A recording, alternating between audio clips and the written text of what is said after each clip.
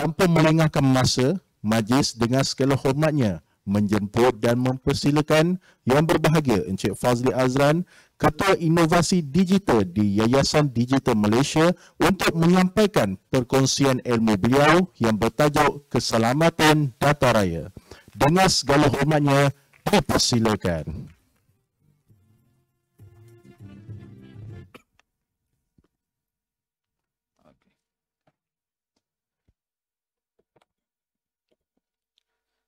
Assalamualaikum dan salam masyarakat Madani. Saya kena start kena belajar dah ni. Madani Malaysia. Salam Madani Malaysia. Kan. So bila kita dah start kena cakap ni, kita kena follow lah. Kan. Current government orang kata kan. So kita follow. Okey. So saya berkongsi sikit lah. Saya rasa saya duduk kat pentas ni dah banyak kali dah. Kan. So pada zaman PTM kita, zaman fakulti, zaman Malaysia Open Source Conference, zaman Durian Conference, zaman Cyber Heroes, semua saya dekat sini dah. Cakap banyak benda yang sama je. Kan? Yalah, maaflah kalau hari ni saya nak merapu banyak. Sebab apa? Sebab berkaitan dengan keselamatan data. Jadi memang saya akan banyak merapu. So, jadi kita nak berkongsi lah apa yang kita nak rasakan. Keperluan yang kena ada untuk menjaga keselamatan data kita. So sekarang ni pun kita dah fokus kepada data raya. So macam-macam kita nak buat. So jadi apa yang saya terbentang hari ni ialah daripada pengalaman kami sendiri berkaitan dengan big data platform yang mana kami dah pasang banyak tempat, kami dah configure banyak tempat.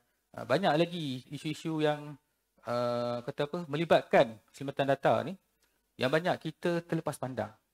Dan mungkin kita tak fokus kepada keselamatan.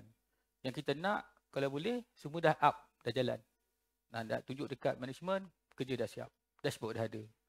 Tapi di segi keselamatan data yang patut kita kena jaga ni, kita tak ambil kira ataupun kita tak pandang serius ataupun kita memang tak nak beritahu.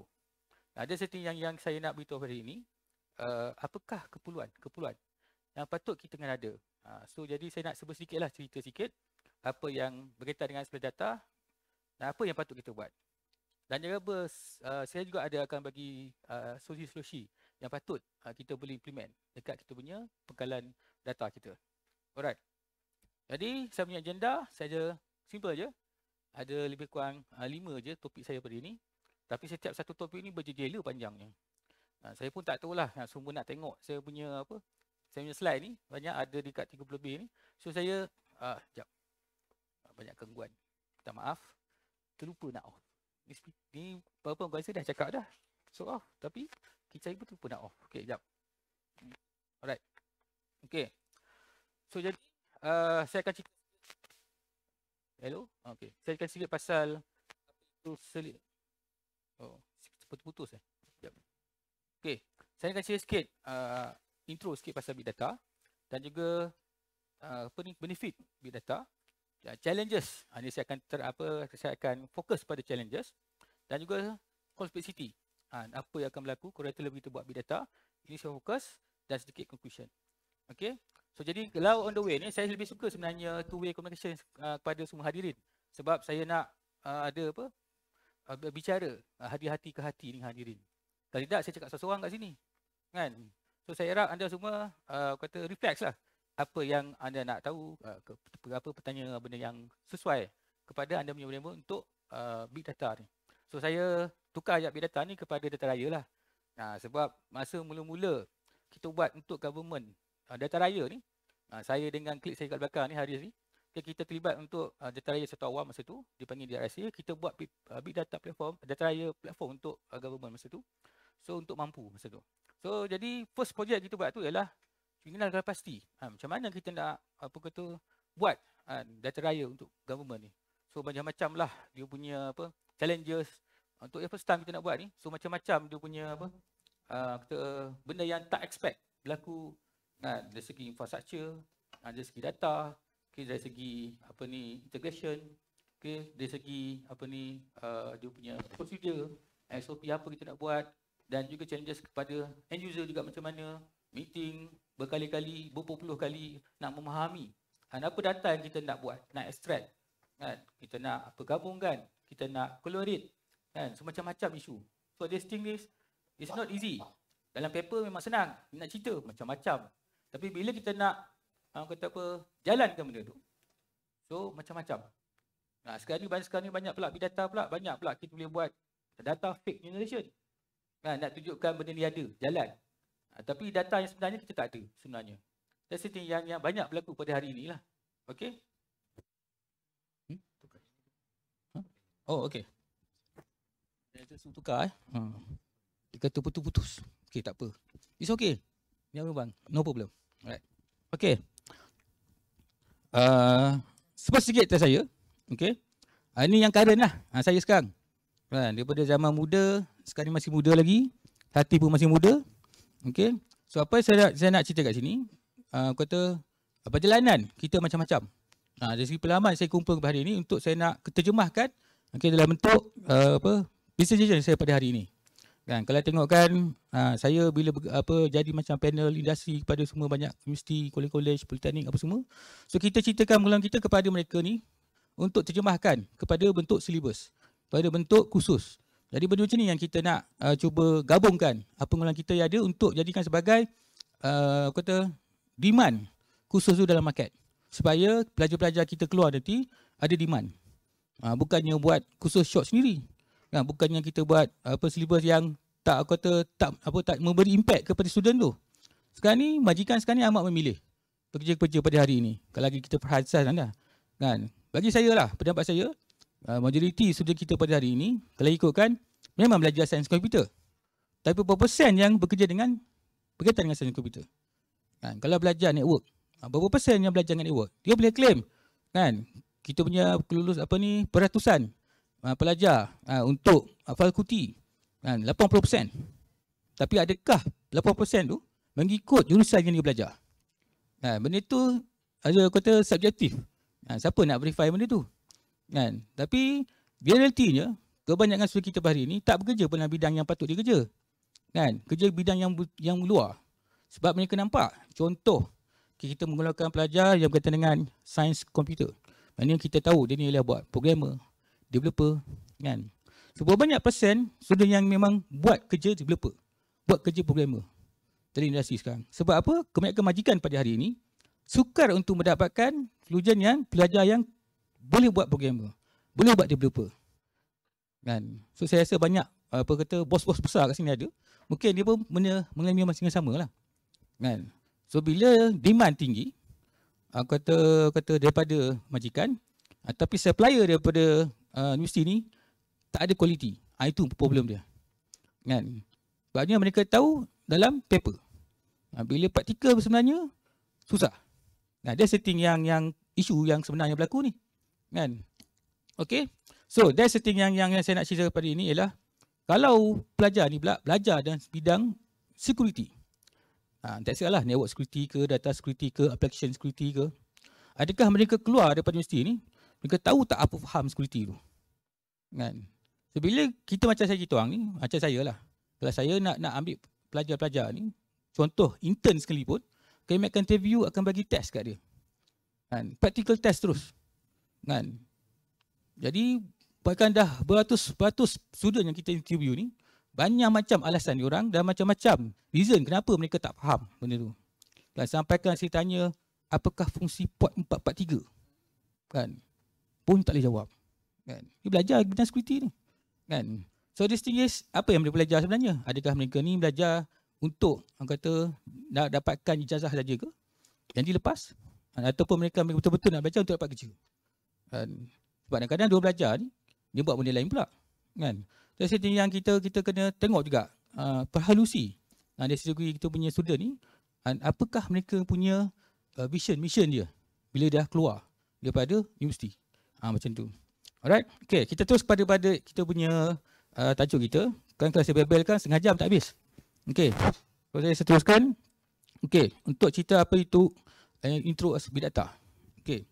So, pada hari ini kita faham kumpulan big data ni adalah satu vital kan kepada organisasi. Sebab apa? Kebanyakan universiti ada banyak data. Apa nak buat dengan data-data ni? Kan? So banyak universiti bila cakap pasal data ni, memang banyak data. Kan? Apa dia kena buat? Apa kita boleh dapat data ni untuk dapatkan satu keputusan apa? Kan? Kalau kita tengok, sekarang ni inovasi tentang data ni sekarang dah banyak berlaku di luar. So bagaimana kita nak adapt the new environment untuk data raya ni? Kan? So kita cakap, banyak orang cakap pasal data raya.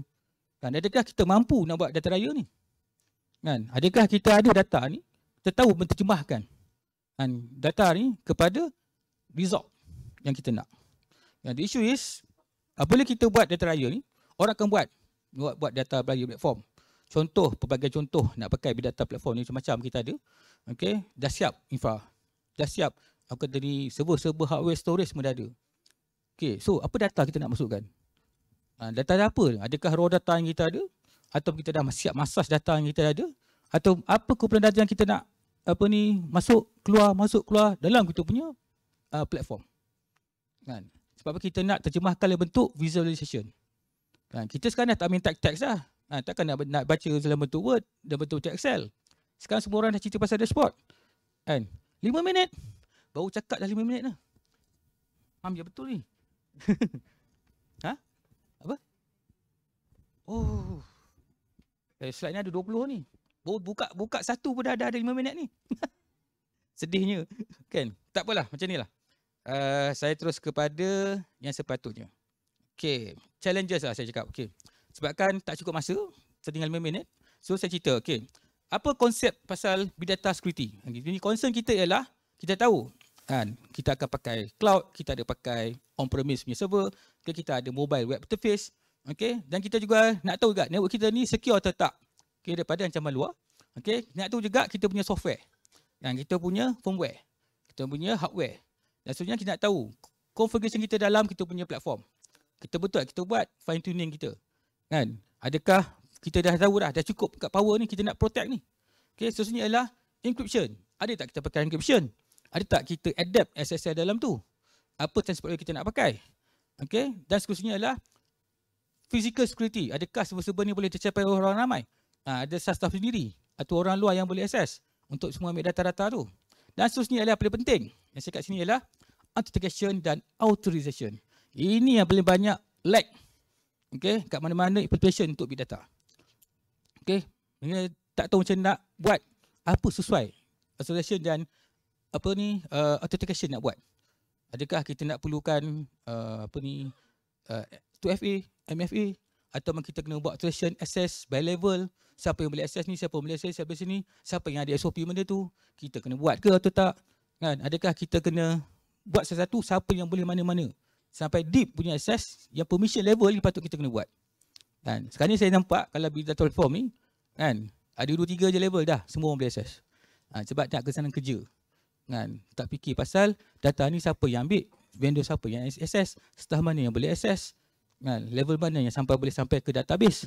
Benda macam ni yang kelonggaran yang tidak diberi perhatian serius kepada data ni. Sebab itulah kita hari ini selalu dijamukan dengan kehilangan data, data leak, kebocoran data, tapi yang bestnya semua deny. Kan? Oops. Kan? Sebab apa? Sebab menjaga image. Itu yang penting.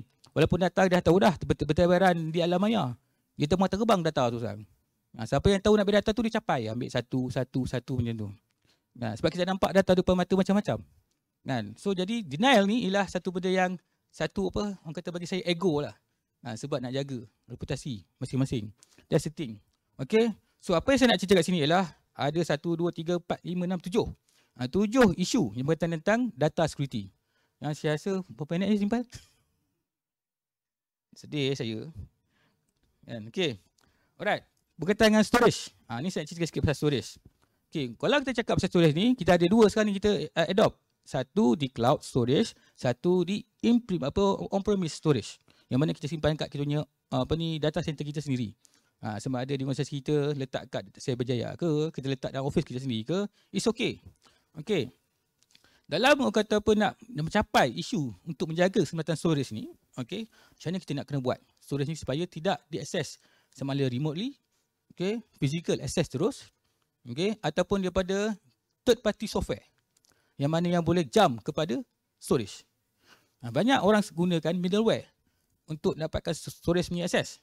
Kan? Sebab kalau nak direct ke access ke storage ni, kan, orang kena ada dalam dia punya internet network apa semua. Tapi isu sekarang ni, macam mana kita nak control kalau dekat cloud?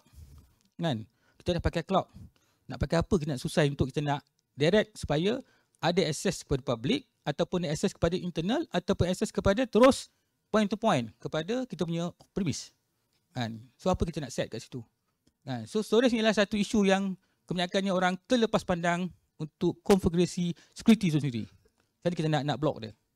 Kita ada depan dia firewall, kita ada filter, kan? Kita ada storage punya TLS, SLS, atau kita ada protection untuk dia, dan kita kena ukap benda tu. Sebab kebanyakannya data source pada hari ini, kan, boleh direct access terus menggunakan network yang sama. Okey, kebanyakannya contohlah organisasi, kan. Contoh anda pakai 172.16.3, kan. So .3 tu ialah untuk server farm. Bila kita set untuk server farm, maknanya semua server yang .3 ni kita boleh access dalam network organisasi tu. Okey. So termasuk database punya storage. Data storage kita masukkan. Guna yang sama. Server ke, dia punya aplikasi ke. So kita tak ada buat filter atau layer untuk protect data storage kita ni menggunakan IP yang lain, yang berbeza. So kita tak nak dia access terus kepada storage. Sebab kita tak tahu dalam organisasi kita ni ada je orang yang nakal sikit. Sama ada staff, vendor, okay, ataupun third party yang kita mana yang boleh masuk ke storage tanpa pengetahuan owner sistem tu sendiri. Okay. Ini berlaku banyak tempat sebenarnya. Okay. So kita tak tahu siapa yang nakal ni. Kan? That's the thing yang kita perlu faham. Kan? Kita nak buat layer macam mana untuk protect kita punya storage ni berbeza daripada kita punya infrastructure. Server-server yang ada dekat dalam kita punya infrastructure. Supaya dia ada separate island, okay, ataupun separate network, ataupun separate internal network. Untuk kita nak protect kita punya data daripada terus access, okay, daripada network yang sama. Okay. Alright. Fake data. Ini paling banyak lah. Ini selalu banyak researcher lah buat. Minta maaf lah. Kan? Nak dapatkan orang kata result data. So, dia gunakan fake data. So, fake data ni memang banyak data yang boleh ambil dekat internet untuk jadikan sebagai visualization. Kononnya data ni ialah contoh. Di UKM, kita nak buat visualization untuk data student yang dia mendatang ke UKM, okay, untuk yang bekerja di luar yang dekat dalam. Macam mana kita nak buat? So, kalau nak dapat cepat, dekat luar sekarang ni, ada banyak fake generator yang kita boleh data tu sendiri. Itu banyak berlaku lah kat mana-mana tempat pun. Sebab kadang data tak cukup, data yang kita nak proses, kekurangan data engineer, kekurangan data scientist, menyebabkan kita guna cara macam ni untuk dapatkan result. Menyebabkan kita bila kita bagi pada pengurusan atasan, ini yang berlaku. Banyak isu sebenarnya. Okay. So benda macam ni yang kadang bila kita nak buat data raya ni, kita kena ada the right people, the right tool. Bukannya kita campak orang ni buat cuba buat. No. At least semua ada data scientist ataupun data engineer kita ni, dia tahu nak proses data. Dia tahu nak guna data apa yang sesuai, nak curate data apa, okay, nak enrich data tu sendiri untuk jadi sebagai representation data. Okay. So sebenarnya ialah privacy. So jadi bila cakap pasal privacy ni, banyak isu sebab bila kita cakap data yang berkaitan dengan PII contoh, data personal kita. Contoh data pelajar. Data pelajar UKM contoh. So data ni siapa yang pegang? Siapa yang involved benda ni? Okay. Siapa yang boleh guna data ni? Okay. Siapa yang boleh tarik data ni pergi ke sistem lain? Macam mana nak buat? Ada setting yang SOP yang kita kena ada untuk protect data PII ni daripada keluar. Contoh, ada kes, ada satu bas universiti ni yang terbesar di Malaysia ni, okay, data bocor. Okay. Banyakkan satu Malaysia tahu dah, data pelajar, keseluruhan satu Malaysia bocor. Macam mana benda tu boleh berlaku? Siapa sistem owner dia? Kenapa tak ada orang tengok? Kenapa tak ada orang pandang? Tak ada orang check ke benda ni? Siapa yang validate? Siapa yang verify? There's isu yang berlaku ialah trust dalam penjagaan data tu sendiri. Di dalam data ni kita kena ada trust circle kita yang mana kita tahu yang boleh jaga. Kerahsiaan data. Tak ramai yang cakap dah data ni yang tak penting pun. So tapi sebenarnya data ni bab kata tadilah, Dr. Malian kata data ni macam black oil. Bila black oil ni orang ingat macam tak ada keperluan. Tak ada apa bagusnya black oil ni. Tapi bila kita proses black oil ni, kita dapatlah kerosene, dapatlah diesel, dapatlah petrol. Sama macam data kita juga ni. Data ni bila kita proses, kita akan dapat apa yang kita nak. Contoh, dalam proses data ni, kita tahu maklumat telefon dia, maklumat alamat dia. So, benda data ni boleh dijual kepada scam. Sehingga dengan scammer ni, sikit-sikit penipuan apa semua. Benda ni yang berlaku pada hari ini. Okay? Sampai sekarang pada hari ini berlaku, data-data yang melibat benda ni. Contoh, satu lagi universiti yang kata number 1 kat Malaysia ni. Kan? Data kaki tangan. Kan? Terbocor kat internet. Sumber gaji pensyarah, gaji staf semua kita tahu. Kan? So macam mana benda tu boleh berlaku? Kan? Saya tak nak cerita pasal universiti ni, saya ceritakan jadi sensitif. Saya cerita universiti je cukup. Kan? Data universiti. Ada satu lagi institut. Kan? Data-data hostel dia. Kan? Semua hostel punya pelajar, semua keluar kat public. Kan? Macam mana data ni berlaku? Tapi semua kes ni semuanya deny. Semua dalam keadaan baik dan sedia kala. Kan? So dia sedia biasa lah. Tapi dia sebenarnya berlaku yang menyebabkan kita sebagai rakyat ni nampak apa yang berlaku pada hari ni. Kan? Apa yang jaga sistem data ni. Okay? Alright. So sini adalah data management. Ini saya cakap tadi. Macam mana kita nak buat pengurusan data kita? Okay. Siapa dalam kita punya komiti yang boleh berkaitan dengan data, yang boleh tahu, yang boleh access, yang boleh proses, yang boleh enrich, okay, yang boleh read dan write dalam data tu sendiri. Apa kita nak buat? Ada tak kita ada SOP itu sendiri? Macam mana kita nak tahu SOP kita dah ada benda ni? Sebenarnya dalam ISO ni dah ada dah. Dalam ISMS. Kita tengoklah macam mana kita nak buat. Kita kena enforce. Pasal data ni adalah benda yang sensitif sekarang ni. Kita nak jaga image kita juga. Kan? Nak menjaga kita punya organisasi kita daripada terkena benda macam ni. Okay? Alright? Okay. Data access control. Ini saya cakap tadi. Penting. Kita nak set permission level. Kita nak set access yang berkaitan. Big boss boleh access mana. Middle management boleh access mana. System owner boleh access mana. Kan? Engineer boleh access mana. Benda macam ni yang kita kena tahu. Siapa boleh access, tak boleh access. Kan? Kalau dah semua bagi A, full, access boleh bagi. Kita tak tahu nanti siapa yang sudut-sudut data ni. Siapa yang akan copy the whole data. Kan? Sebab the whole data kalau copy, gunakan USB, ataupun FTP transfer, ataupun tunnel keluar untuk copy data. Okay? Siapa yang tahu? Adakah kita punya infrastruktur ni dah control the whole ekosistem dan network kita? Inbound dengan outbound. Dan siapa yang tengok petani-petani yang keluar-keluar? Okay? Dan saya rasa banyak isu ni berkaitan melibatkan kita punya infra ni, banyak kelemahan-kelemahan tertentu yang ada kat situ. Yang kita tak aware. Sebab apa? Kita tak nampak the whole visibility network kita. Kan? Okay? Kalau kita cakap pasal the whole visibility network ni, kan, tak ramai boleh cerita. Kan? 100%. Berapakah ada aset dalam organisasi anda yang memang anda tahu? Ataupun ada aset terlebih yang kita tak tahu? Okay? Ada aset yang tak berdaftar pun dengan network kita? Okay? Yang menyebabkan kita pun terlepas pandang banyak semua aset-aset yang ada di organisasi ni. Kan? Asset management ke whatever yang ada lah. Okay? Alright. Okay. Data poisoning. Ni yang kita cakap tadi ni. Data poisoning ni contohnya kita kalau ada orang-orang luar ataupun orang dalam sini yang nak beracuni data tu supaya bila keluar result ni jadi lain, jadi berlainan, tak yang sepatutnya. Biasa ni berlaku dekat organisasi lah, komputer-komputer hebat-hebat besar-besar ni. Sebab nak penjebahkan data tu kepada top management ni, data result tu nanti. So banyak isu-isu berlaku ni ialah ada setengah orang-orang nakal dalam ni yang mengubah data-data tu supaya bila dia buat last resultnya ni, dia akan jadi lain seperti sepatutnya. So hanya isu macam tu. Okay. Terusnya adalah employee theft. Okay. Ini kes paling hangat ni. Sebab apa? Dibuat oleh kaki tangan sendiri. Kan? Muka alim. Kan? Makan songkok. Kan? Tapi curi data. Kan? Jual pula dekat sedikit. Macam mana tu? Kan? Sebenarnya tengah tonggek ni. Kita pun takut tengok dia ni kan. Hebat. Orang hebat. Tapi sebabkan duit. Sebab apa? Kesempitan. Duit menyebabkan berubah menjadi penjual data di dalam organisasi itu sendiri. Okay? Dan satu, sebab mereka boleh jiwa mereka boleh dibeli oleh sedikit ni dengan mudah sebab letak duit je. Nah, 50,000 cash. Ambil lah. Tapi saya nak data bulan-bulan. Kalau saya letak duit 1 juta depan anda nak tak? Bagi data UKM, saya nak semua pelajar data.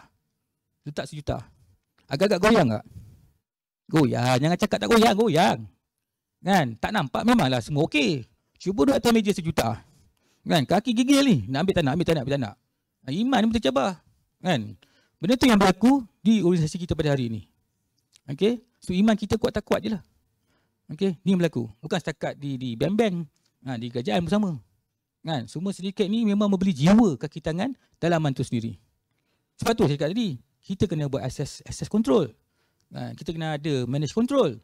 Kita kena ada network control. Dan kita kena ada application control. Banyak betul saya merapu hari ni. Tak boleh buat tidak kawan ya. Risau kan. So dia certain yang kena susunan kita bila kita nak cakap pasal data ni. Banyak level kita kena tahu dan banyak level. Adakah benda ni diimplement atau tak? Kan? Okay? Ada masa lagi ke? Dah habis? 1 minit? Aduh. Ni complexity banyak juga ni. Tapi saya skip lah kot, dah tinggal 1 minit. Kan? Priority security, data cleansing problem, flow data masking, kan? Fake data generation, antarasi chain. Banyak cerita ni. Kan? So, solution pun banyak ni. Macam mana nak buat encryption, nak buat IPS IDS, nak user access control macam mana, central skill management macam mana. Kan? Sebab tengah 1 minit tengah conclusion je. Boleh Nak cerita ni banyak ni. Tapi sebabkan masa tak cukup, tak apa. Tapi at least anda tahu apa yang saya buat ni. At least nanti slide ni saya share lah nanti. Kan? So tu dia bagi apa amaran dah. So habis cepat. Okey. Tu saya lagi tu dah second round tu. Okey, macam nilah. Okey, untuk big data punya teknologi ni, okey, apa yang saya nak cakap kepada anda ni ialah okey, whatever complexity dalam implementation kita untuk big data platform ni memang banyak. Challenges dia adalah macam mana kita nak adopt benda ni dalam kita punya environment supaya kita faham perjalanan proses data tu kita nak masukkan. Kan, apa yang kita nak visualizekan dalam bentuk dashboard. Jadi kita nak tahu data apa nak pakai. So the right people ni ialah penting sebab kita nak diorang ni faham proses flow data tu sendiri. Supaya kita dapat terjemahkan data tu dari situ result yang kita nak. Dan untuk terjemahkan nak bagi pada top management. Kalau kita daripada awal proses data kita dah tak betul, sampai ke atas jadi tak betul. Kan? Dan juga macam mana kita nak securekan kita punya data ni ialah dengan implement apa yang saya cakap tadi tu, supaya in place benda tu dah ada. Memang bagi saya nak budget tu untuk security ni memang banyak universiti pun akan jadi masalah. Sebab Tom cakap, banyak security nak buat ni. Mau bazir duit je kata. Sebab apa kita tak tunjukkan fear factor tu kepada top management kepentingan keselamatan data ni ataupun kepentingan security ni. Ataupun lebih cepat sekali ialah kepentingan cyber security dalam organisasi kita. Banyak kita nak cemahkan dari segi layman kepada top management agak susah sebab kita dah pakai nak cerita teknikal dia banyak. Betul. So macam mana kita nak cemahkan keselamatan cyber security ni kepada top management ialah dengan kita menceritakan apa yang berlaku dalam kita punya organisasi yang kita boleh cemah untuk menjadikan sepatutnya fakta, bukti, evidence yang boleh diberitakan kenapa kita perlu implement cyber security dalam organisasi kita. Sebab kalau tak ada fakta bukti ni, nanti dia kata kita ni sembang je kari banyak. Kan? Buat apa nak buat macam-macam. Kan? So dari sini kita boleh ambil berita-berita kat luar ni, masuk dalam kita punya proposal, presentation kepada management, kenapa data ni perlu. Sebab mengapa? Bila kita dalam organisasi kita ni, kita tak dah dengar isu pasal security dalam kita punya network, itu adalah bahaya. Sebab kita tak tahu sendiri apa yang berlaku dalam network kita. Kita ingat semua selamat. Kita ingat semua okey. Tak ada isu pun network kita semua okey je, cantik je. Kan? Tetapi, itulah dikatakan keperluan kena buat security assessment. Buat security assessment pun banyak level. Bukan setakat buat VA, buat PT, vulnerability assessment, buat pentest assessment. Kena juga buat compromise assessment. Kena tahu apa red teaming. Benda macam ni yang kita boleh deep dalam kita punya network. Dan kena pakai the right tool untuk kita nak investigate kita punya network ni. Apa yang saya cakap tadi lah, visibility network. Kita kena ada benda dulu, baru kita buat macam-macam. Kita tak ada visibility network dalam kita punya organisasi, kita tak faham apa yang berlaku dalam network kita. Apa kita nak start, kita nak kena buat dulu. Visibility network ni lah penting sebab kita nak tahu the whole asset yang ada dalam kita punya organisasi. Kan? Contoh di UM, ada berapa banyak device, BIOD, yang connect kepada UKM punya network. Siapa boleh cakap? Kan? So kalau ada setengah-setengah yang kami dah tengok, mereka boleh tunjuk, dalam satu hari ni ada device lebih kurang 30,000 connected dengan network dia.